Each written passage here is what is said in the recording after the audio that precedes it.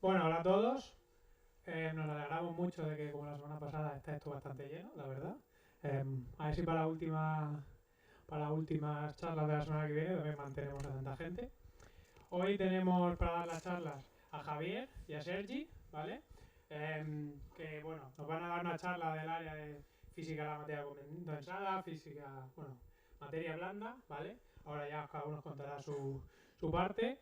Y lo que hoy también tenemos, que igual no teníamos tanto en las otras charlas, aparte de la confrontación de igual de esos distintos temas, es que es una charla más experimental y una más teórica. Entonces, pues también ver esa distinción entre qué es hacer física experimental y qué es hacer física teórica. Empezará Javi con su charla, ¿vale? Javi es el experimental, él, él está haciendo el doctorado en el grupo de Alberto Fernández Nieves. Alberto Fernández Nieves, ¿vale?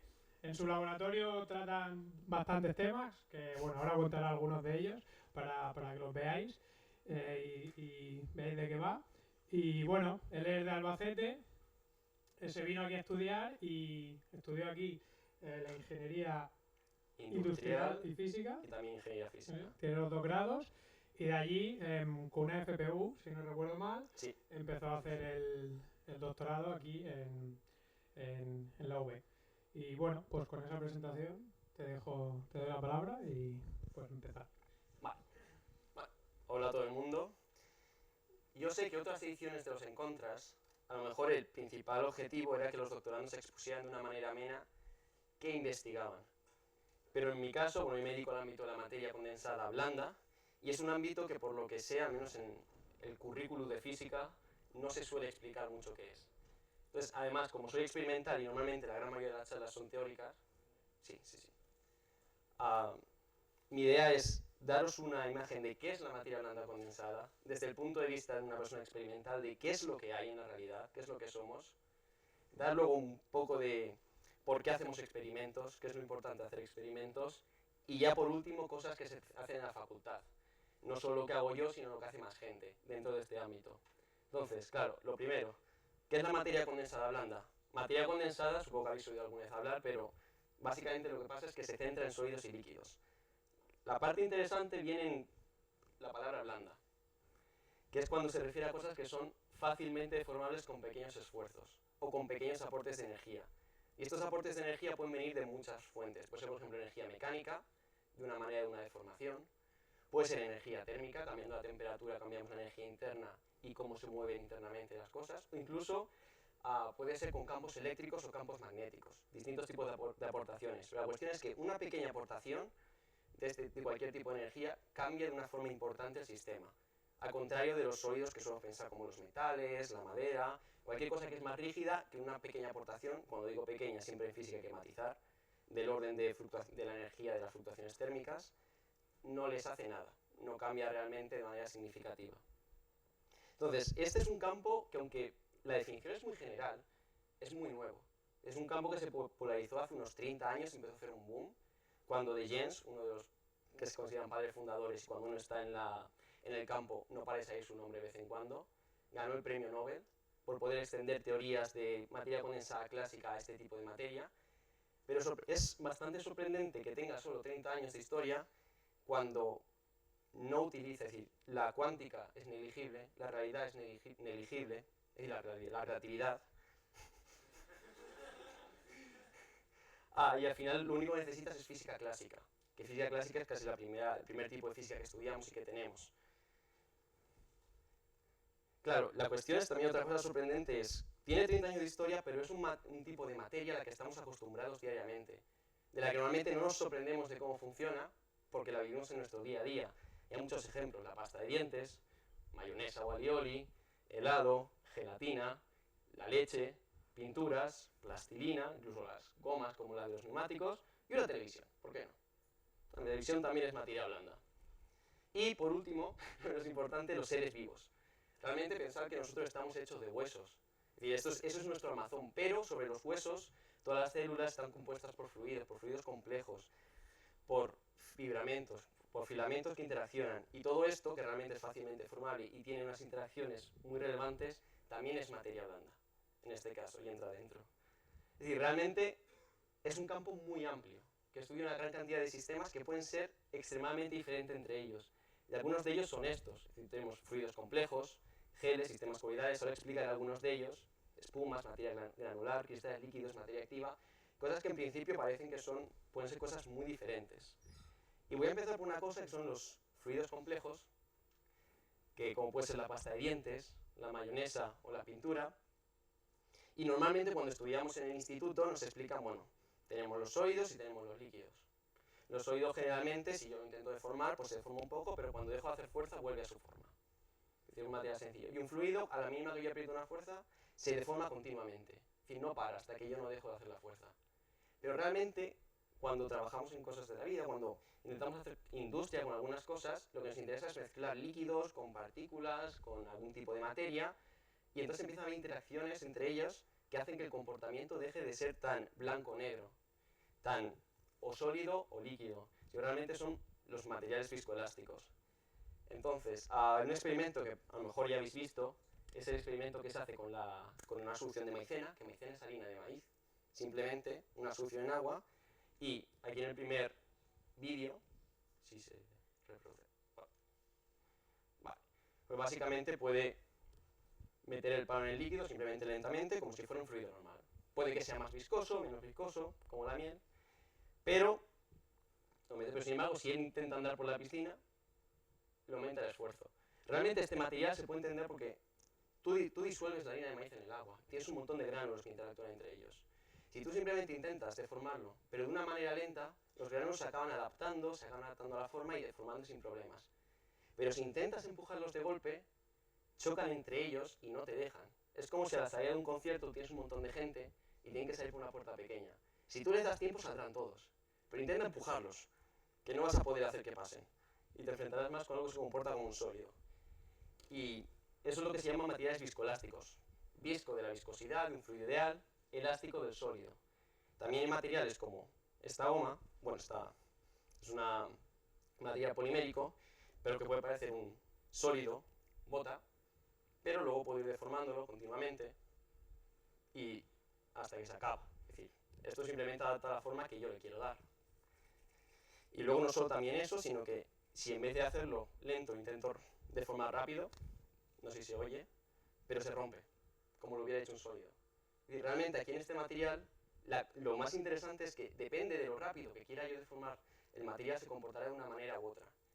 Y esto realmente no es tan difícil de entender, pues esto está formado por moléculas o polímeros, y si tú les das tiempo a que se reorganicen, a que se muevan unos por encima de otros, simplemente se deformará y no habrá problema, seguirá deformándose. Pero sin embargo, si tú intentas que se deformen y ellos no pueden reorganizarse, simplemente lo que pasará antes es que se romperá. Es decir, te pondrá una gran resistencia el propio material. Y bueno, ahora esto lo dejaré aquí para el futuro. Vale. Y luego también hay otro tipo de materiales dentro de estos fluidos, que son los materiales como la mayonesa o esta solución que usamos en el laboratorio, que realmente son fluidos que se llaman con estrés de fluencia. Es decir, bueno, son materiales con estrés de fluencia que son sólidos, en principio, por ejemplo, yo le doy la vuelta a esto y no cae, por debajo de ciertas tensiones o fuerzas. Pero sin embargo, si yo intento meter una espátula allí y removerlo, no tengo absolutamente ningún problema, puedo sacar material. Por encima de ciertas tensiones empieza a fluir. Estos materiales, por ejemplo, este en concreto, es una solución de geles que se hinchan y se quedan atascados. Y empieza a haber mucha fricción entre ellos. ¿Qué pasa? Si yo aplico poca fuerza, no puedo superar la fricción, no puedo hacer que se desplacen uno con respecto a otro. Pero si supero esa fuerza mínima, entonces se empiezan a desplazar. Vale. Y esto es uno de los temas, los fluidos complejos, el hecho de que en la realidad no todo es tan sencillo como nos lo intentan explicar, y el comportamiento dependerá muchísimo de las interacciones que hayan a nivel de las partículas y de cómo está formado el material. Entonces luego hay otro tipo de material, los geles, que también estamos familiarizados. También hay muchas cosas de la cocina en este ámbito, por ejemplo el queso o la gelatina, realmente, que de hecho la gelatina se obtiene de seres vivos, normalmente, son geles. Y un gel realmente es un sólido, pero ¿qué es un gel? Realmente cuando entendemos un gel, es un conjunto de filamentos, puede ser polímeros, puede ser conjunto de partículas que forman cadenas, que están entrelazados entre ellos, es decir, están soldados en todos estos puntos. Entonces te forman como una malla, como un armazón, un esqueleto. Y lo que rellena este esqueleto normalmente es un fluido simple, que puede ser, por ejemplo, agua. Es decir, aquí, por ejemplo, estos son unos geles, hidrogeles, porque están basados en agua, que sintetizamos en el laboratorio, que aquí no veis mucho, porque son 99% agua, entonces tiene el mismo índice de refracción, no se ve, pero se puede entintar un poco, que no sé si a lo mejor si os atrás lo veréis, y al final tenemos un sólido. Claro, y lo más interesante es muy curioso que simplemente con este armazón y el sólido y el líquido, un líquido puro, algo que es 99% agua, se comporte como un sólido. Es decir, rebota perfectamente. No moja la superficie y mantiene la forma y tiene propiedades elásticas. Es blando porque el módulo de elasticidad es pequeño comparado con metales, pero es un sólido. Pero luego es que no solo eso, sino que es muy interesante que no es un sólido convencional. Porque un sólido convencional normalmente cuando la materia se organiza en sólido es por motivo energético. Es decir, hay su mínimo energético y todo está muy bien unido. Pero en el caso de los geles tenemos las cadenas que son flexibles, es decir, no es un armazón rígido como el de la Torre Eiffel. Y estas cadenas pueden vibrar, pueden fluctuar. ¿Y qué pasa? Pueden adquirir diferentes configuraciones. Y cuando hablamos de configuraciones estamos hablando de entropía. Y es un material en el cual la entropía es la que juega el papel fundamental para describir su comportamiento. Y no solo eso, sino interacción. Y luego además se puede ir la olla un poco y hacer materiales que cambian su comportamiento con la temperatura. Es decir, un material que, por ejemplo, el hidrogel, que está lleno de agua, ¿por qué el agua se queda dentro? Porque hay una interacción favorable con el esqueleto y quiere estar dentro. Pero ¿qué pasa si tenemos un material que cuando pase cierta temperatura de repente se vuelve hidrofóbico, de repente quiere echar el agua?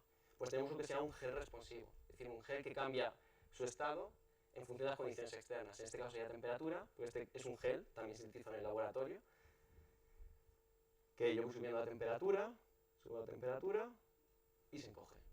Y no lo he tocado para nada. Simplemente aumento la temperatura y he cambiado. Igual que esto, también otros materiales que en vez de cambiar la temperatura es cambiando el pH o la presión osmótica externa. Y bueno, eso por la parte de geles. Como veréis, hay muchos tipos de materiales distintos. Y ahora os voy a explicar por qué os he dicho que la tele es materia blanda. Y eso es por un tipo de material que son los cristales líquidos. Es decir, esto es es decir, solo ciertas pantallas que son las LCD, que se llama Liquid Crystal Display, bueno, son las que realmente están basados en esto. Y no es toda la tele, es solo la manera de verlo.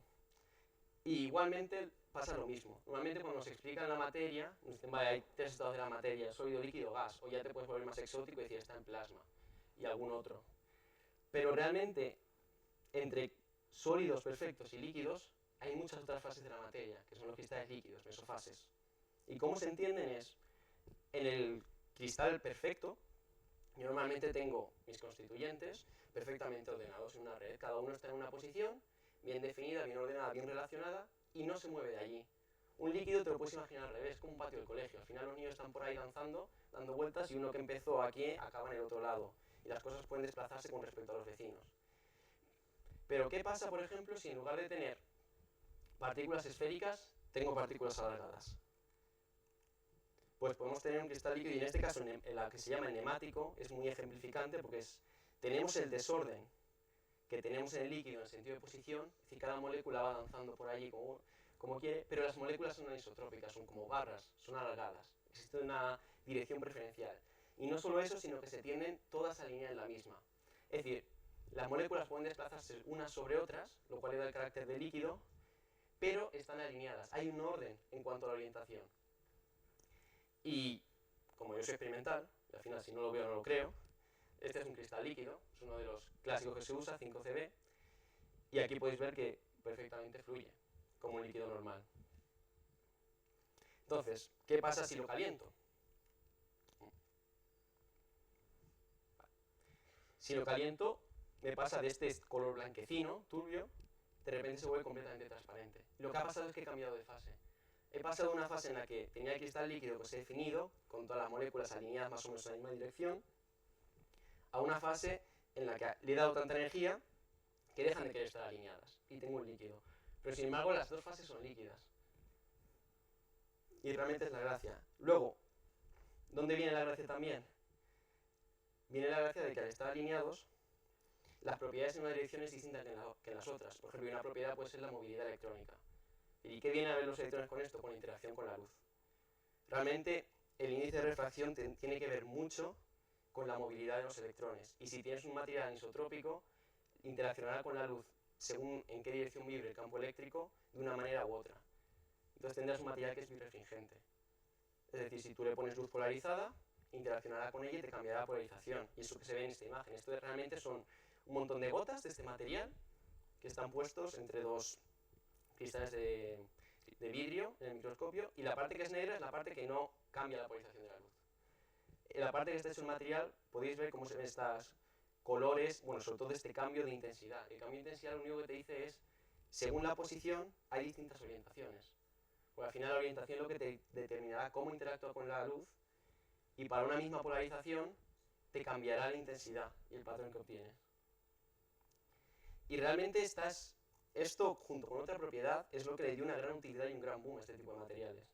Porque da la casualidad de que os he dicho que los materia blanda son materiales que con una pequeña aporte de energía cambian su estado. Entonces esto es un material que tiene propiedades ópticas interesantes. Y aquí es donde viene. Realmente, al tener estas propiedades, tú puedes, con un pequeño voltaje, del orden de 1 voltio, puedes cambiar el estado del material. Entonces puedes hacer que cambie de ser transparente para la luz a no dejarla pasar. Y es lo que se usa, por ejemplo, en las calculadoras, simplemente para enseñarte los números. Y es en lo que se usa también en las televisiones. Al final se usa esta facilidad de poder cambiarlo y sus propiedades ópticas para poder hacer una aplicación práctica.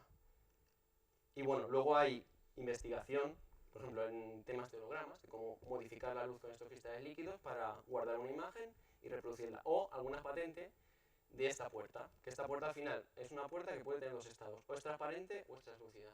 Y está basada también en cristales líquidos, en cambiar el estado del cristal líquido de tal manera que de una manera sea transparente y de otra es opaca.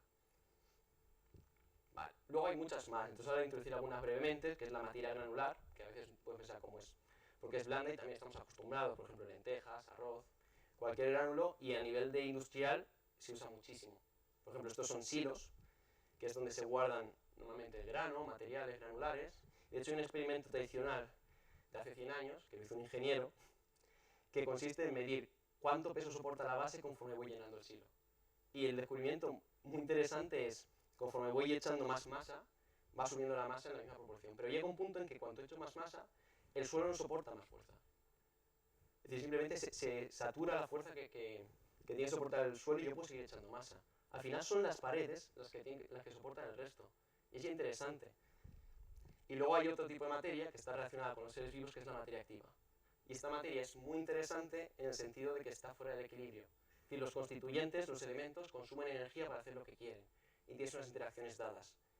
Y eso te lleva a que haya comportamientos emergentes, que haya patrones. Por ejemplo, pueden ser las bandadas de pájaro, o este círculo de la muerte de las hormigas, que ellas se siguen por feromonas, empiezan a hacer un círculo y ya no pueden salir. Y hay bastantes que mueren en este círculo, por cómo interactúan. Y luego ya no solo a nivel macroscópico, sino también dentro de nosotros mismos, hay mucha materia que al final consume energía para hacer cosas. Es lo que nos hace estar vivo. Entonces realmente es el punto en que se une la materia blanda condensada con la biología, para poder entender mejor cuáles son los mecanismos que permiten la vida. Y bueno, también hay muchos más de los que no he hablado, sistemas coloidales, espumas, y además no solo eso, porque yo he puesto los que me han parecido, solamente me dejo alguno, pero también puedes tener combinaciones de ambos. Por ejemplo, puedes usar geles para hacer materia granular. Estos geles esféricos pues los puedes poner también en el tubo. O puedes hacer sistemas coloidales con geles. O mezclar también cristales líquidos con materia activa. Al final no son ámbitos cerrados, sino que al final puede haber mucha interacción entre ellos. Y bueno, ahora que he dado esta primera parte de la charla sobre qué es la materia blanda, qué sistemas hay, que os familiaricéis un poco con lo que hay, me gustaría ir a la parte de por qué hacer experimental o qué tienen que los experimentos. Yo creo que hay una cosa que pasa mucho en la carrera y se da mucha teoría. Es decir, se va poco al laboratorio, al final tú vas aprendiendo teoría. Y hay veces que se pierde el punto de vista original de la física, ¿cuál es el objetivo de la física? Es describir la realidad usando el lenguaje matemático. Hay mucha gente que le da la vuelta a la tortilla y dice, no, es que el lenguaje matemático describe la realidad. Y eso es lo guay. Y la realidad, meh. Pero no olvidemos que está ahí la realidad. Es decir, esto se puede decir de otra manera, que es que la teoría, hacer teoría no tiene sentido sin la realidad. Y hemos tenido muchos ejemplos a lo largo. Hacer teoría en física, si queréis hacer matemáticas, cualquiera que haga matemáticas. Pero fijaos que, por ejemplo, un gran libro para los físicos de Principia Matemática, por un señor un poco desconocido, Newton, uno de los grandes éxitos de su teoría de la gravitación fue que fue capaz de describir matemática, es decir, de hacer un lenguaje matemático que te permite describir el movimiento de los planetas que se observaba. Ya se sabía que los planetas se movían en órbitas elípticas. De hecho, Newton, para sacar su ley de que la fuerza es inversamente al cuadrado del radio, lo que te demuestra es que esta es la fuerza que tienes que tener, radio al cuadrado, es que esta es la fuerza que tienes que tener para que las órbitas sean elípticas, y no puede existir otra potencia diferente. Es decir, lo demuestra a partir del experimento y de lo que ya sabe de la realidad. Y eso es muchas veces lo que se nos olvida.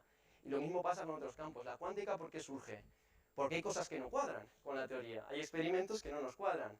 La relatividad igual, tenemos dos teorías que no tasan entre ellas. Y la realidad es una. Entonces asumimos que hay algo que falla. Entonces, una buena teoría en física debe ser falsable. Si se han de poder hacer experimentos para comprobarlo. ¿Cuál es el resumen? Que hay que hacer experimentos. Y hay que hacer experimentos por tres motivos. Primero, si no sabemos cómo describir un material, para tener una idea de cómo se comporta y poder hacer una teoría en base a ellos. Segundo, si tenemos una teoría, para poder comprobarla. O pensamos alguna predicción en base a esta teoría, poder comprobar que se cumple. Y tercero, si yo tengo una idea de cómo funciona el material, a lo mejor se me puede ocurrir también hacer una aplicación.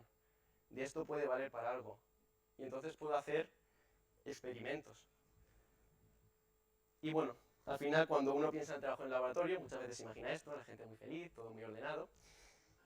Pero la realidad no es esa.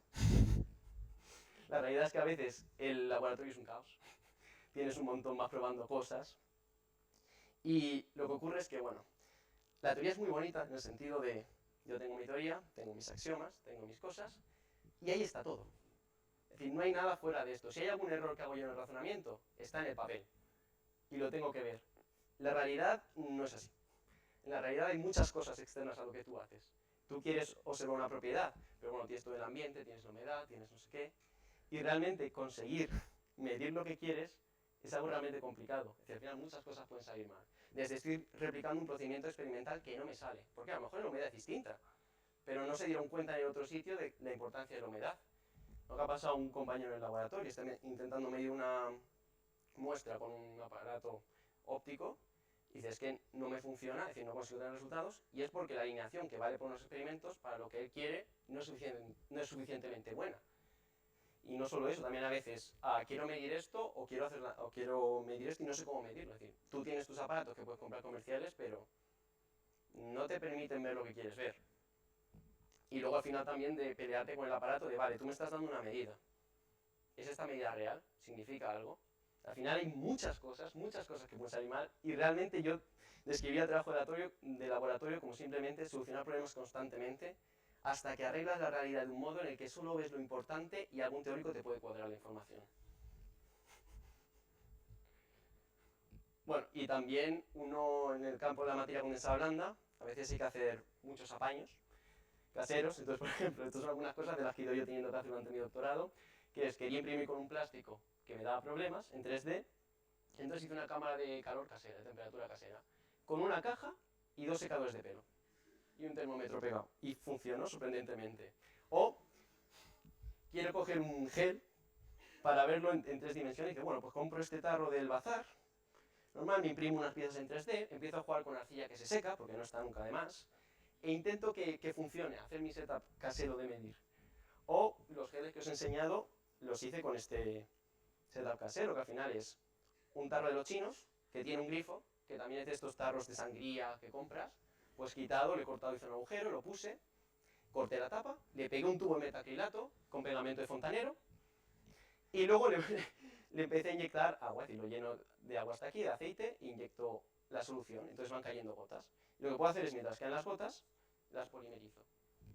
Y al final, tienes que hacer estos apaños porque, primero, normalmente si alguien lo hace comercial va a ser caro.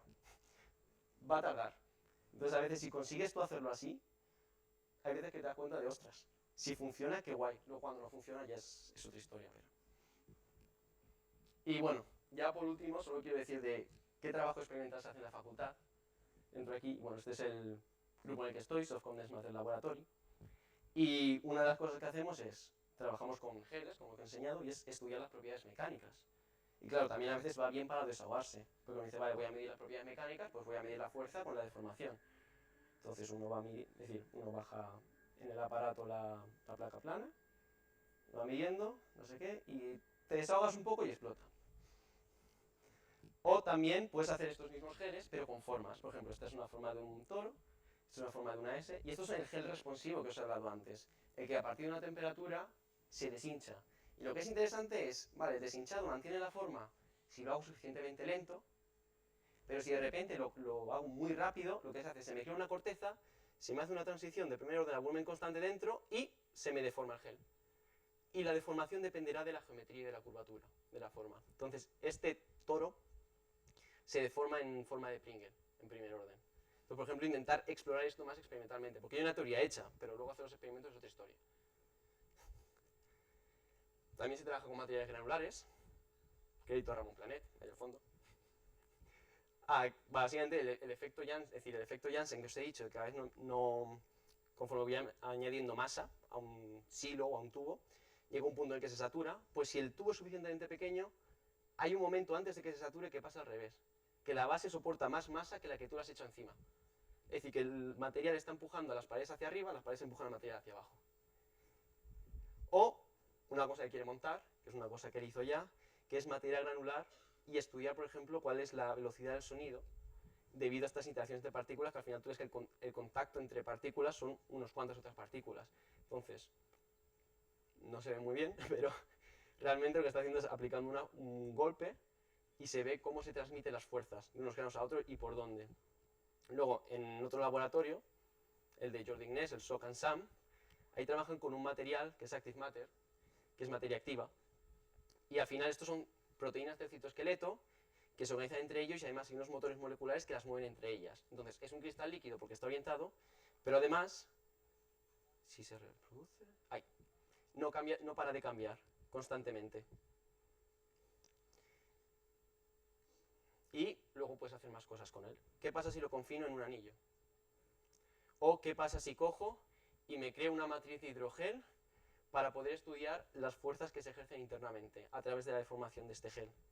O, cosa que hicimos nosotros en su anterior, ¿qué pasa si la pongo en un donut, en la superficie de un toro? Aquí en la superficie de un toro lo que tenemos son diferentes curvaturas y eso puede afectar al comportamiento del material. Estas son imágenes del confocal, de cómo es un poco la parte del toro que se ve experimentalmente y cómo se mueve en él. Y luego una cosa que yo lo que hago es, yo cojo el cristal líquido, no este activo que es tan guay, no, yo cojo el normal que os he enseñado de toda la vida, que es pasivo, y lo que hago es, hago un donut, lo caliento hasta que se convierte en un líquido isotrópico, es decir, no veis nada, entre polarizadores cruzados, y luego lo enfrío lentamente. Y entonces va nucleando a la fase enemática. Y hay preguntas interesantes, por ejemplo, depende de la curvatura de la posición en la nucleación, cuál es la configuración final. Pero bueno, ya son cosas un poco más complicadas que me requerirían otros 20 minutos de poder explicar. Pero si queréis saber más información, aquí lo tengo. De hecho, tengo aquí la caja mágica. Aquí es donde hay uno de estos donuts. Parece mucho más guay la imagen, pero realmente es esto, que está pegado aquí con pegamento de 5 minutos, esto hecho más o menos a mano, vidrio cortado. Y luego, por último, en otro laboratorio que trabaja en este caso en coloides magnéticos es el laboratorio de Pietro Tierno. Entonces ellos, por ejemplo, hacen estos agujeros en los que realmente tienes dos posiciones donde poner unas partículas, están separadas por un pequeño pozo, entonces ponen partículas paramagnéticas que los ponen en los pozos y pueden estar en cada una de las dos posiciones, que están separadas por una barrera. Entonces, al aplicar un campo magnético, se repelen entre ellas, pero claro, se intentan repeler, pero lo que hacen es, tú puedes saltar de este lado a este lado, pero realmente al final tú te intentas alejar de todos los vecinos, pero siempre tienes vecinos al lado. Entonces esto es lo que se llama un sistema frustrado. También hacen bastantes más cosas relacionadas con coloides magnéticos. Y con eso es todo lo que quería ya comentaros, un poco del ámbito de la materia donde está hablando.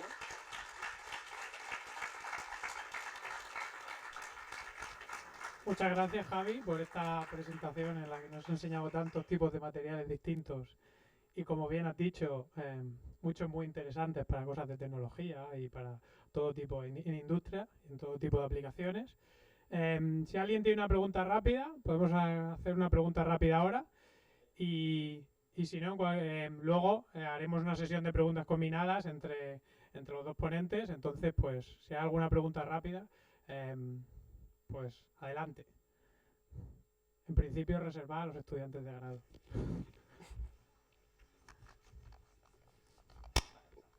Bueno, pues pensárosla para luego, que luego habrá la sesión conjunta. Vale, a mí em toca presentar al Sergi Granados, ¿vale? Al Javi... Sí, bueno, perdona que te interrumpa, pero pequeña aclaración. El material que dejé aquí, conforme a esto, ha fluido con el tiempo y se ha vuelto plano. Ja està. Sí, si després voleu veure els catxarritos, les joguines que té els experimentals, doncs podeu venir. Com podeu veure, jo soc teòric, vale? Per tant, jo estic en el good side of history. Jo vinc a presentar el Sergi Granados, vale? Ell serà la part teòrica de la xerrada d'avui, i per tant, sisplau, Sergi, fot-li canya, vale? O sigui, l'experiment està molt bé, però són molt avorrits. Vale, així que si veieu algun pique també feu i animeu-vos una mica. Vale, doncs res, el Sergi va estudiar aquí física a la UB, vale? Va fer el màster en modelització computacional i ara està fent el doctorat amb l'Ignacio Pagonabarraga. Ui, bé? Vale, aleshores ell ens explicarà doncs, com podem apropar-nos a tota aquesta matèria de manera teòrica. Veureu que és molt complicat i una manera de fer-ho és a través de les simulacions amb ordinador. I d'això va una mica la seva xerrada. Okay. Sergi, com vulguis. Se'm sent? Sí? Vale, doncs jo parlaré sobre... Aquí està el bitxo aquest, no? Sí. Jo parlaré sobre simulacions de matèria tova. Específicament jo parlaré sobre matèria activa, que és un tipus de matèria tova que existeix. Bueno, al meu company, en Javier, li agrada molt parlar de la realitat i tal, no? En termes absoluts.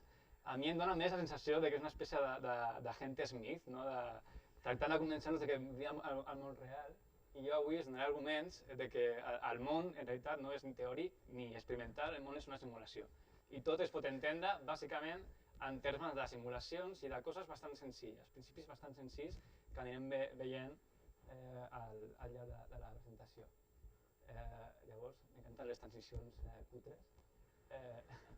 Llavors, per començar, vull començar parlant de Paul Feyerabend, que és un filòsof de la ciència, que a mi m'agrada molt, bastant antisistema. Aquest és l'home en qüestió. El que deia Paul Feyerabend és que la ciència no existeix una cosa com mètode científic, no hi ha cap conjunt de regles que un pugui aplicar sempre i que li permetin arribar a un coneixement objectiu i real, sinó que més bé la ciència és tot s'hi val, no? El que li dona poder a la ciència és el fet que jo puc fer qualsevol cosa per arribar a demostrar o a tractar d'entendre un fet o un argument o una hipòtesi, whatever. Però no existeix el mètode científic. A més, també va criticar molt fortament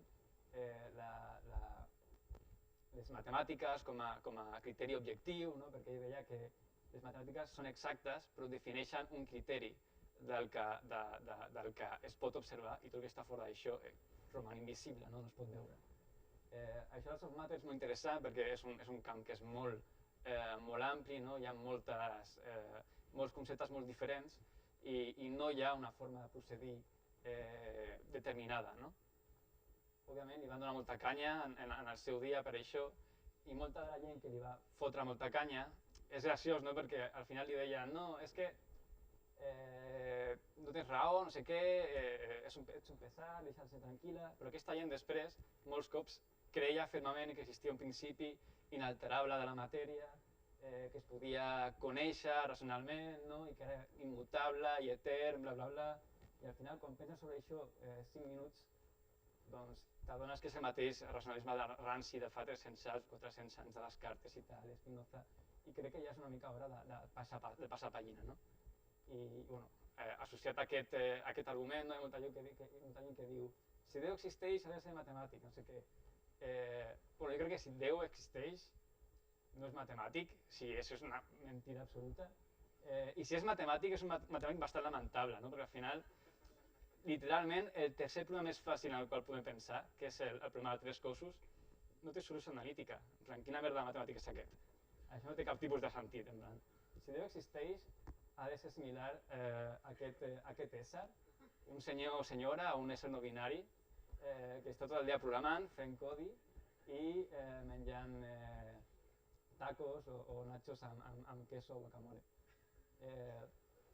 Llavors, bueno, ja començo una mica el que faig jo i aquests principis. Al voltant de la xerrada començaré explicant principis molt fàcils de la matèria activa i al final, afegint ingredients com la forma, arribarem a veure comportaments molt complexos com turbulència activa, que ara explicaré què és. No?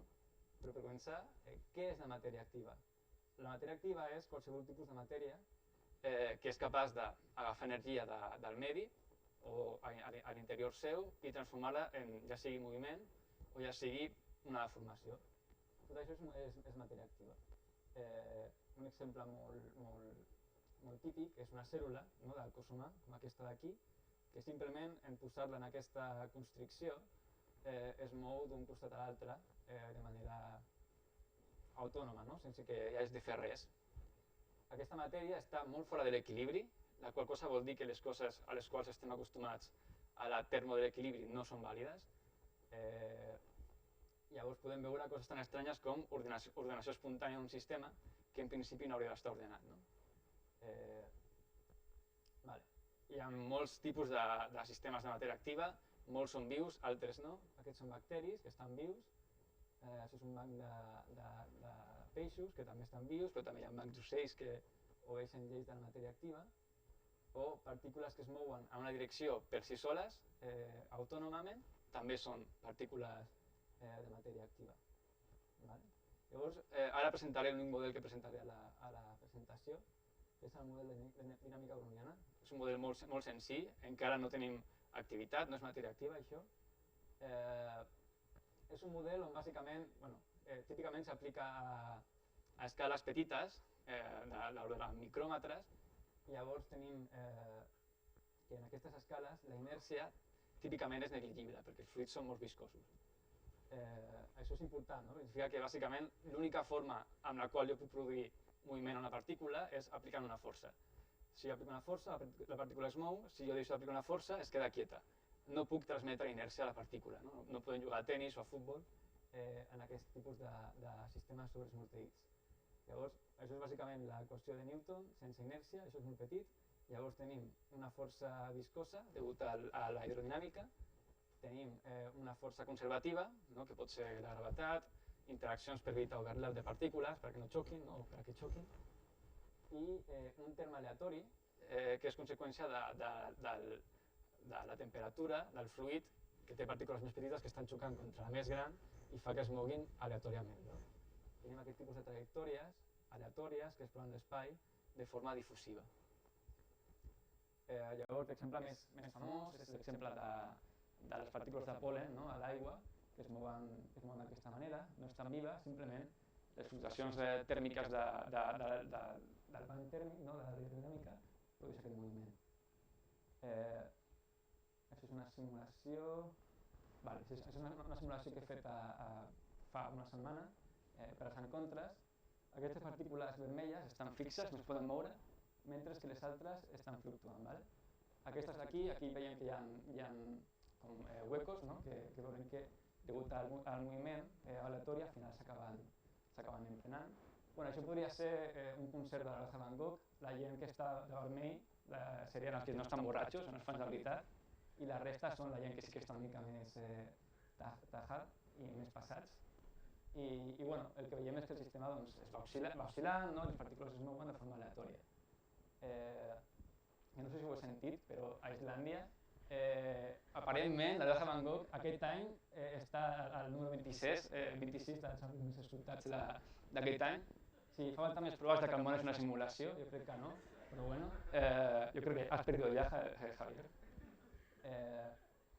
Ara podem imaginar que en aquest sistema, totes aquestes persones que estan borratxes van al aparcament, agafen el cotxe i es posen a conduir. Llavors, ara tindrem, en lloc de tenir aquest random walk, aquest camí aleatori, tindrem conduccions aleatòries. La gent anirà conduint, aniran variant la direcció de forma aleatòria i llavors tindrem aquest tipus de moviment. Això és que és un sistema actiu perquè el cotxe té benzina, llavors s'està movent de forma activa i la direcció canvia aleatòriament, no? És com que no pots estirar el volant. Amb aquest sistema ja podem observar fenòmens molt interessants com ordenació espontània. Aquí simplement són partícules actives amb propulsió activa i canvis de direcció aleatòries. Llavors veiem que hi ha fases més denses i fases menys denses, gasoses. No? Les fases denses, de fet, tenen una estructura que és cristal·lina, hi ha una estructura dins, hexagonal. Això es pot veure de manera molt fàcil, no? És bastant increïble que només ficant activitat en una direcció ja podem veure aquest tipus d'ordenació. No? Això es pot fer al laboratori, també relativament fàcil, amb unes partícules que es diuen partícules de Janus.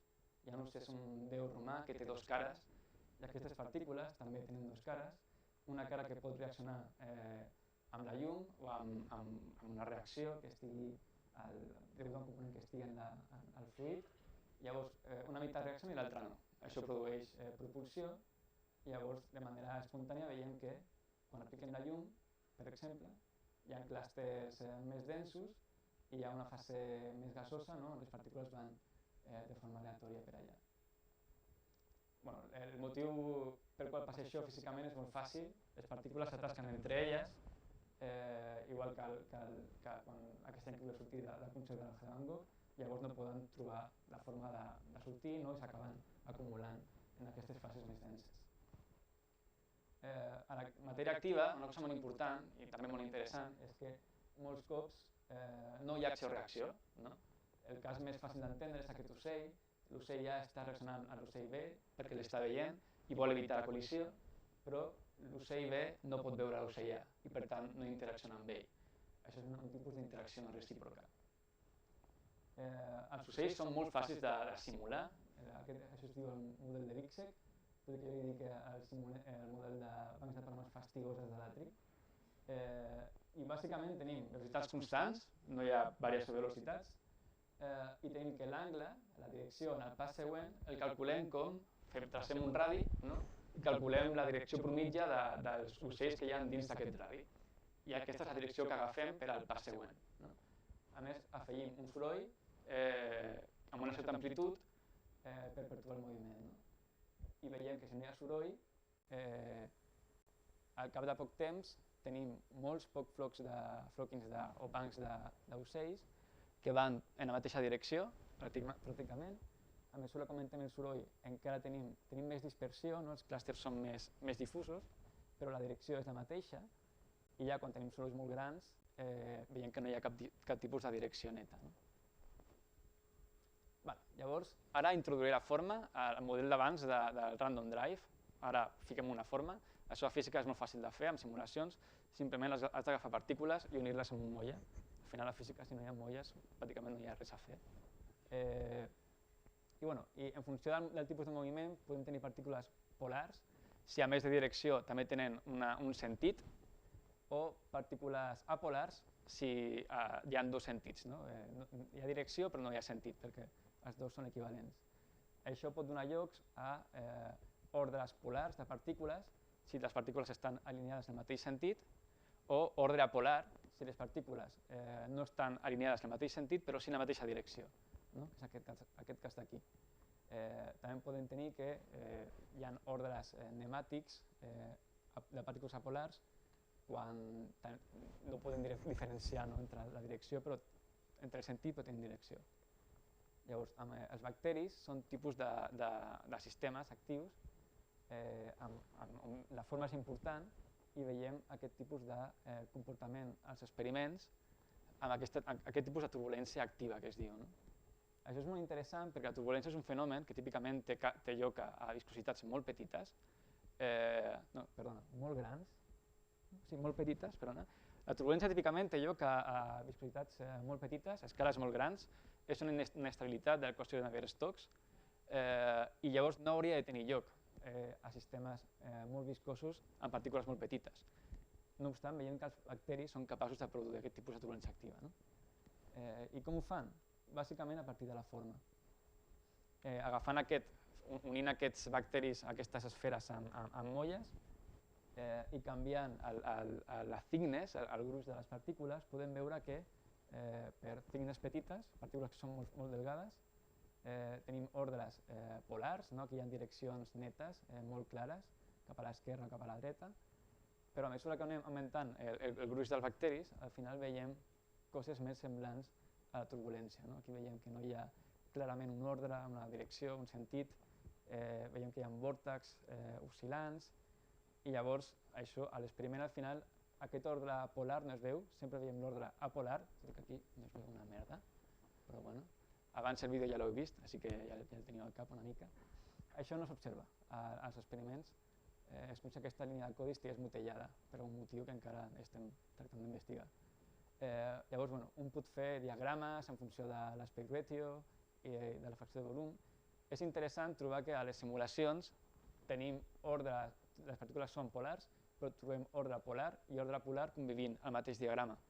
I això és bastant interessant, no? Tot i que al final només trobem aquest d'aquí. Això segurament tindrà a veure, hi haurà un motiu d'evolució que els bacteris necessiten aquesta turbulència per distribuir nutrients o whatever thing que han de fer. Podem fer models continus amb els bacteris, a part de simulacions, podem fer una equació anàloga a l'equació de Navier-Stokes amb bacteris i podem observar aquests vòrtexs resolent numèricament l'equació. I ara parlaré de microtúbuls, que sembla que no tingui res a veure, però sí que tenen en comú amb les bacteries que tenen forma, són allargats, i són importants perquè formen el citoesquelet cel·lular de les cèl·lules eucariotes i transporten el material dins de la cèl·lula. És una funció molt important. També és molt important quan tenim mitosi, bàsicament són produïdes per aquests microtúbuls. Són polímers i l'interessant és que quan tenim quinesina, és una proteïna, no sé molt de biologia, ho sento, crec que és una proteïna o un catalitzador, whatever, que és un pal amb dos parells de peus. Llavors, un dels parells de peus pot agarrar-se a aquest microtúbul i l'altre parell de peus pot agafar un cargo. Llavors, com veurem en aquest vídeo, comença a caminar així, agafant el cargo. És un vídeo molt famós perquè fa molta gràcia com camina. Aquí hem d'imaginar que hi ha milions d'aquestes quinesines transportant material a la cèl·lula. Llavors, ara, en lloc de tenir aquest cargo, el que podem fer és agafar diferents microtúbuls a una solució molt densa i podem ficar quinesina. Llavors, què fa la quinesina? Com no hi ha cargo, un parell dels peus s'enganxa a un microtúbul i l'altre parell de peus a altre microtúbul. Llavors comença a fer aquest camí i el que fa és produir un lliscament dels microtúbuls. Van lliscant. Aquí hi ha aquest exemple, aquí hi ha quinesina, aquí hi ha dos microtúbuls, s'enganxen, comencen a lliscar i al final un passa a l'altre. Llavors, si tenim un sistema molt dens de microtúbuls, podem veure un altre cop turbulència. Aquest és el vídeo. Funciona? Sí, aquest vídeo he fet abans ensenyat en Javier.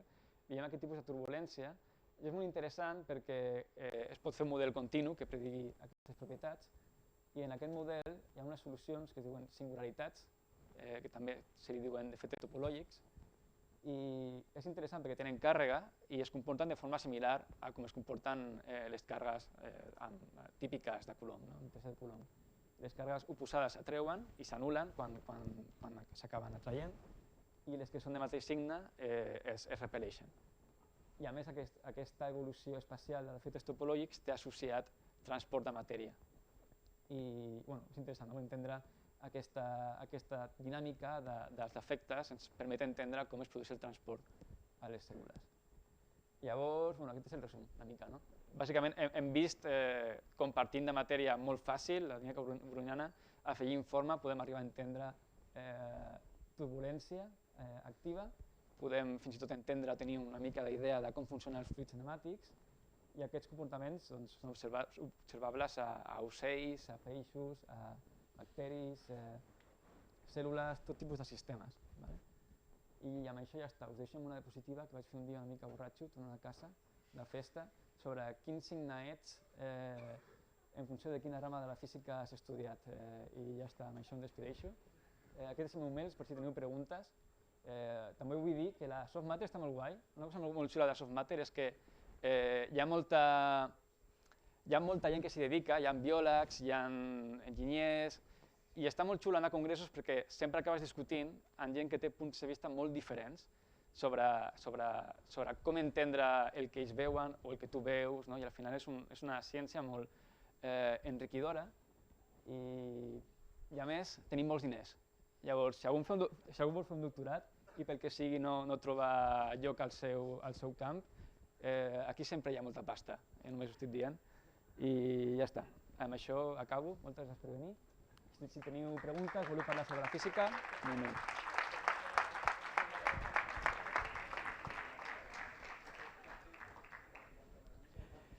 Vale, ahora haremos la ronda de preguntas y pondremos también las votaciones que estamos poniendo siempre para que podáis invertir vuestro dinero. Yo solo os querría recordar que a Sergi con un ordenador potente le vale. Es decir, tampoco le hace falta tanto dinero al teórico. El experimental, si no le dais dinero, pues ya veis lo que se tiene que montar.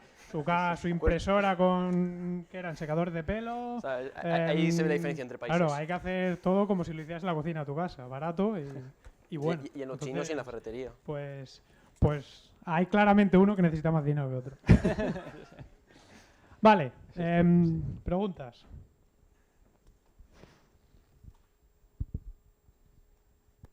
No todos a la vez.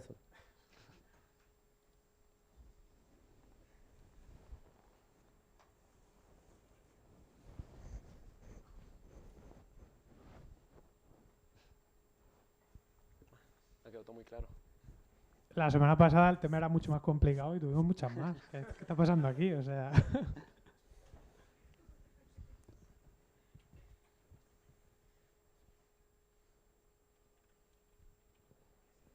Yo no tengo ninguna.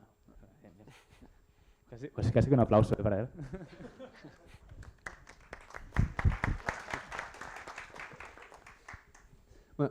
No sé... Bueno, pregunta pels dos, realment, perquè no sé bé qui l'hauria de respondre. Vale.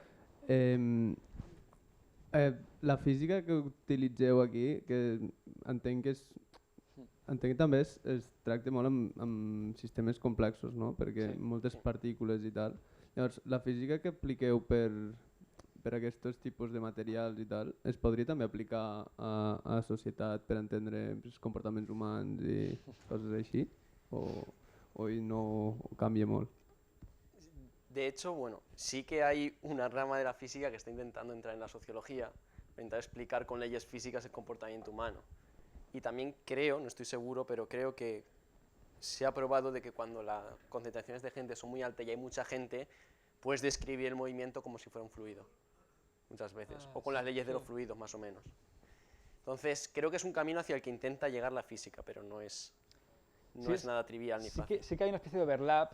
Hay metodologías para estudiar sistemas complejos que se utilizan también para utilizar cosas de fluidos. No es tanto, es más la forma de caracterizar el problema a veces que no el objetivo en sí, ¿no? Por ejemplo, clusters. Los clusters son muy importantes en materia condensada y también en complex systems, ¿no? Los clusters en los cuales interaccionan las personas cuando... O sea, yo no sé mucho de sistemas complejos, pero sí que hay... O sea, de hecho, creo que la soft matter y complex systems están bastante ligados. Sí. Normalmente la gracia de por qué tiene tan poco tiempo es porque realmente son sistemas complejos. Tienes interacciones de mucho cuerpo que normalmente no puedes resolver analítica, tienes que hacer modelos continuos y hacer modelos de física estadística para entenderla. Al final, la complejidad es básicamente cuando tienes una partícula cuyo comportamiento no se puede entender únicamente a partir de ella, sino a partir de la interacción con todo el sistema, ¿no? O sea, lo que hacemos, estrictamente hablando, al menos en mi caso, son sistemas complejos. Ahora bien, ¿qué tiene en común con la gente que aplica un punto de vista más sociológico, ¿no? Para entender, quizá hay alguna dinámica que sea parecida a la hora de hacer las simulaciones? Hay cosas en común, ¿eh? Yo creo que hacer un salto de un campo a otro no es tan difícil y hay gente que lo hace y que lo ha hecho y que lo seguirá haciendo. Bueno, sabeu que teniu el Menti aquí, podeu ficar ja el codi per entrar al web i anar votant. Bueno, encara no votem, però estem en mode d'espera. També si heu de marxar a classe, doncs allargarem una estona les preguntes si n'hi ha, però bueno, si heu de marxar, podeu marxar. Alguna pregunta més? Algun doctorant? Algun que no sigui un doctorant? t'estimo, Quim, però... Vale, jo si volgués canviar de camp de la relativitat general a... Crec que no passaria experimental, però theoretical soft matter. Què hauria d'estudiar? Perquè és una cosa que no es veu gaire a la carrera, crec jo. És que no hi ha realment... No. A vegades és Newton, a vegades és una mica més d'hidrodinàmica. Es meterte en el mundillo, Sí. pero es un poco física de los medios continuos, a veces tienes física estadística, termodinámica, depende mucho de qué sistema trabajes. Sí. Volem a Por ejemplo, tothom, vull dir... No, yo ens trabajo fa con las igual. experimentales, pero allí la curvatura del espacio en el que vive el material importa. Vale, Entonces también hay cosas de curvatura. Després parlem de negocis. Més preguntes?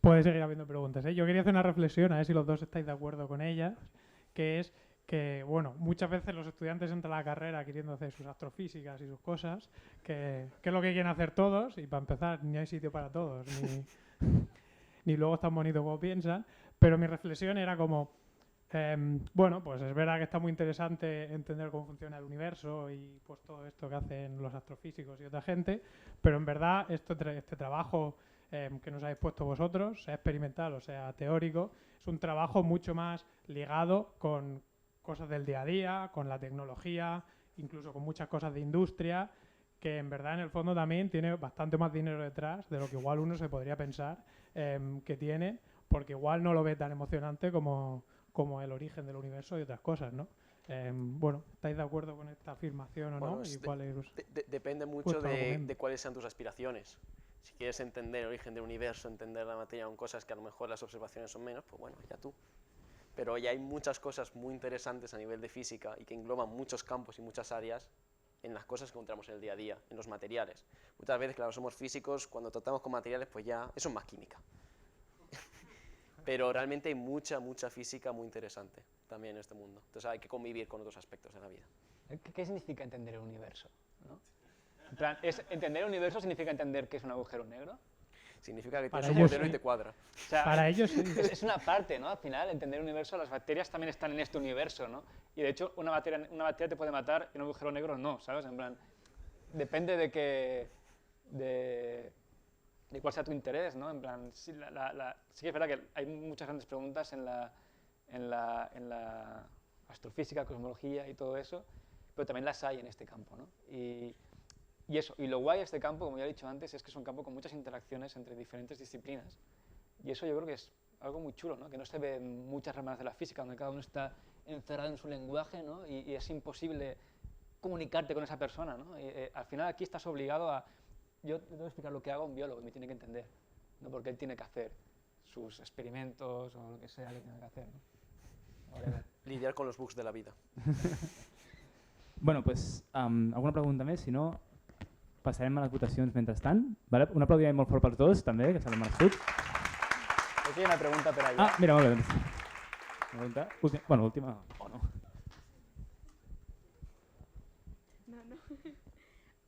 Vale, és que no sabem ben bé com de fiable és una simulació. O sigui, com la simulació tu la fas per saber què passarà. Com sap l'ordinador el que passarà? O sigui, no sé. Sí, Porque al tienes final, una simulació bàsicament és un conjunt de principis que tu programes, no? Un conjunt de lleis, i després la fas evolucionar temporalment, no? I això et dona un resultat que pots mesurar. Tú haces tu modelo y ves si te cuadra con la realidad. Y si no, pues repites. No repites el experimento, la simulación no falla, ¿eh? Uy, Tú metes ahí la física... cuidado cuando los teóricos os digan eso.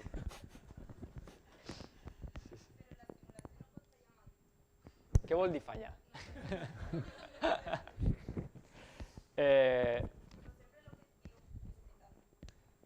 Sí, un programa al final fa el que li has dit que molts cops no és el que vols que faci, no? Llavors, bueno, fallar, en aquest punt de vista, si està ben programat, no falla.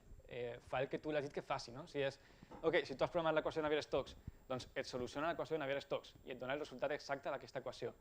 Que quadri o no en la realitat doncs depèn de com sigui el sistema experimental, no? de com ho hagis programat, de quins ingredients. Al final la idea de la simulació, per què són tan útils, és perquè pots anar afegint ingredients. No? Fico aquest ingredient, ok, no funciona. Vaig a ficar aquest altre ingredient, a veure si així estic més a prop del que acaba passant als experiments. No? Vas com tonellant una mica, ficant cada cop més física. No? Un exemple clàssic, amb Pietro hi ha molts projectes on no saben si la hidrodinàmica realment és important o no. Llavors comencem sense hidrodinàmica, veiem què passa, comparem amb experiments. Ostres, aquí falta alguna cosa, no? Hi ha aquest aspecte de la dinàmica que no podem entendre i introduïm la hidrodinàmica. Si no funciona, potser veiem que hi ha interaccions dipolars, fiquem interaccions dipolars. Ara funciona? No, me cago en la puta. Claro, desde el punto de vista experimental es distinto, es en plan de una simulación es cuáles son los ingredientes clave para describir lo que veo. Es decir, no es voy añadiendo cosas, es voy a quitarme todas las cosas que no creo que me importen, qué es lo importante que me puede describir lo que veo. Y por lo tanto lo importante en este sistema y que me permite entenderlo, al menos de una manera más intuitiva. Dentro de toda esta maraña de efectos que tenemos, de interacciones del mundo con todo, dentro de qué es lo realmente relevante. Vale, ara sí que passarem a les votacions, però podem fer preguntes, vale? Mentrestant no patim. Però ara ja hem tingut molta cooperació entre ells, ara anem a competir una mica, així que... Ha arribat el moment d'invertir els vostres diners, ja sabeu com va si heu vingut a altres edicions, si esteu amb el mòbil podeu votar a un o altre, des del moment... D'allà. Ja sé. Sí, estem competint, qui votarem? Qui donem diners, experimental o teoria? ¿Cuánto tiempo? Mentrestant, si teniu preguntes...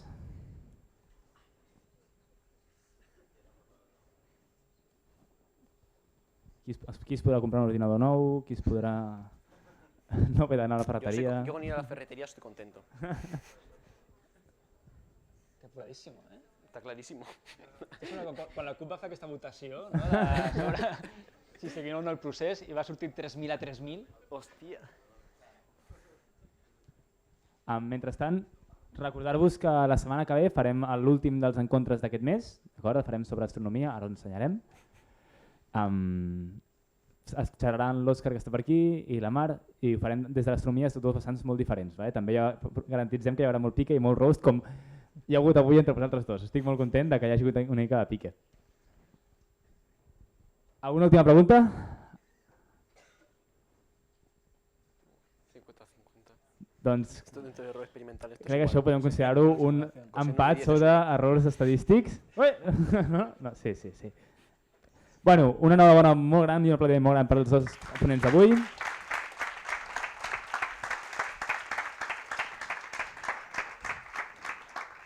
I com us he dit, ens veiem la setmana que ve amb una mica d'astronomia. Gaia patrocina aquest espai.